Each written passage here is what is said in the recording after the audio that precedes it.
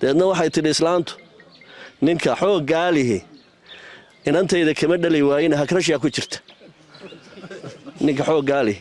inantayda kama dhali waayine hakrashaa ku jirta war dhowrka kun ee ciidana ee hubaysan ee amniga lagu aaminay 40 kilomitir in shacbigeedii isku dilo oo maanta odayaal iyo culimo loo maslaxo war meesha ma leeka ha loo gurmado ummadda oo ciddii dhibaabo geysata waa soo qaban kartaan ee soo qabto oo wax lagu cibro qaata mariya ikhwati alacizaa Soomaalida waxay tiraa meel hoo u baahan hadalku ma bogsoto hadalka u fiirsada ruuxa meelaha muslimiinta ay isku dilayaan ka qayb qaata walow bishiqi kalima iska dhaaf rasaas iyo shidaal iyo lacag iyo raashin iyo iska jooji wuxuu soo baxayaa labada indhood dhaxdooda iyadoo ay kaga qoran tahay aayasun min raxmatillaah waa ruux ka qoostay ilaahay naxariistiisa waxaan leenahay walaalaha dabka ku shidaya colaada war aakhiradiinni baa iibsanaysaan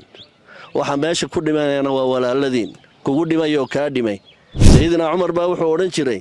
haday baqali ku turunturooto Ciraaq isna wuxuu joogaa Madiina waxaan ka baqanayaa maalinta qiyaamaha inuu ilaahay soo joojiyo yiraahdo Umar oo baqasha ku turunturooto Ciraaq maxaad wadada ugu hagaajin weyday ikhwati alacizaa Soomaalida waxay tiraa meel hoo u baahan hadalku ma bogsoto halkan waxay u baahan tahay dabdamis iyo in haddii alla yiraahdo halka lagu joojiyo dhibaabaha rasuulkeenuna calayhi salaatu wasalaam hadal xadiis macnihiisu yahay bay ahayd ruuxii dil muslima kaga qayb qaata walow bishiqi kalima kelmad kala barkeed ku taageera yakhruju yawm alqiyaama وهو مكتوب بين عينيه آيس من رحمة الله هذا الكاو فيرسدا روحا meelaha muslimiinta ay isku dilayaan ka qayb qaata walow bishiqi kalima iska dhaaf rasaas iyo shidaal iyo lacag iyo raashin iyo iska jooji walow bishiqi kalima markay culimadu sheegayaan waxay yiraahdaan uqtul wa afar kelmadood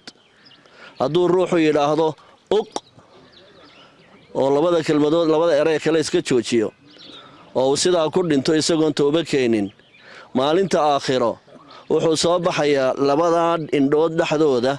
iyadoo ay kaga qoran tahay aayasun min raxmatillaah waa ruux ka qoostay ilaahay naxariistiisa waxaan leenahay walaalaha dabka ku shidaya colaada war aakhiradiinni baa iibsanaysaan waxa meesha ku dhimanayna waa walaaladiin kugu dhimayo ka dhimay waxaan leenahay gurmadka baatilka joojiya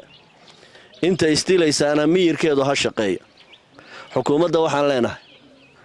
dhowr kun oo ciidana magaalada ka jooga ceerigaabo iyo agagaarkeeda dhowrka kun ee ciidanka halka la isku dilayaa 40 kilomitir kama badna 40 kilomitir kama badna hawsha amniga iyo nabadgelyada ummadani waxay u igmatay waa dawladda islaamba waxay aragtay nin inanteeda qabay buul yar bay ku jirtayo ninkii baa wuxuu soo agmaray buulkeedii ninkaasi nin xoog badan buu ahaa oo lixaad leh markaasuu socodka markuu soconaya dhulka gariirayay deedna waxay tidhi islaantu ninka xoog gaalihi inantayda kama dhali waayina hakrashaa ku jirta ninka xoog gaalihi inantayda kama dhali waayine hakrashaa ku jirta war dhowrka kun ee ciidana ee hubaysan ee amniga lagu aaminay 40 kilomitir in shacbigeedii isku dilo oo maanta odayaal iyo culimo loo maslaxo war meesha ma leeka sayidina Uthman baa wuxuu oran jiray inna allaha yazi'u bisultaan